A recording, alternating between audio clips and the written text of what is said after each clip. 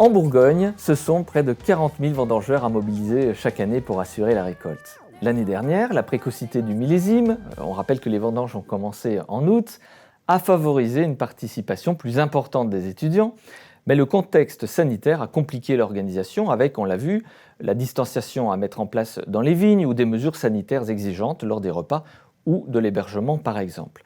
Cette année encore, l'organisation et le recrutement sont un peu troublés par la situation sanitaire. Ainsi, le bouche à oreille, la solidarité familiale et la fidélisation des vendangeurs habitués jouent un rôle important pour cette récolte. Cependant, il y a des recrutements actifs et les structures déposent leurs offres d'emploi vendanges sur Vita Bourgogne. Plus de 60 d'entre elles recherchent encore à ce jour des coupeurs et des porteurs. Alors c'est une belle opportunité de s'essayer aux vignes à cette occasion, car les vendanges sont ouvertes à tous ceux qui sont motivés. Et oui, pas d'expérience requise. La convivialité de cette période vient compenser la fatigue, parce qu'effectivement les vendanges, c'est intense, mais c'est une belle fierté de contribuer à l'élaboration du nectar qui fait notre renommée dans le monde entier. Ce millésime est cultivé dans des situations climatiques compliquées, entre les gelées intenses et tardives, suivies d'épisodes de grêle, et les alternances de soleil et de pluie qui ont causé une pression sanitaire avec des périodes de pousse très intenses, des difficultés parfois d'aller dans les vignes à cause du sol imbibé d'eau, mais il y a quand même de belles grappes et les maisons et domaines sont tous dans les starting blocks. Illustration en images au cœur du domaine Juillot à Mercurey et en cave au sein de la maison Bichot à Beaune. Regardez les images, on se retrouve juste après.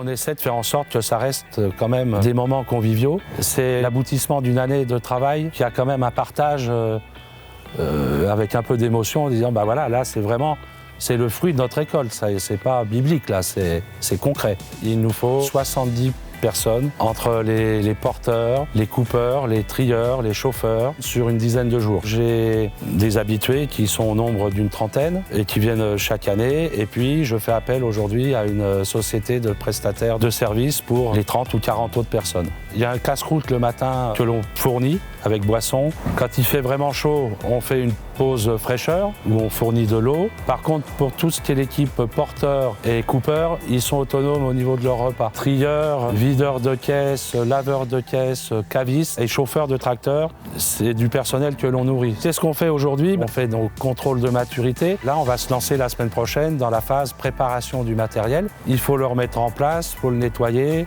Il vaut mieux régler les problèmes en amont que de régler les choses en urgence. Nous sommes à Beaune, dans une des cuveries de la maison Albert Bichot, et qui est un site à la fois de vinification et à la fois d'élevage. Les vendanges, c'est l'aboutissement d'un travail de nos vignerons et de nos vignerons partenaires, et tout le monde a envie de bien faire.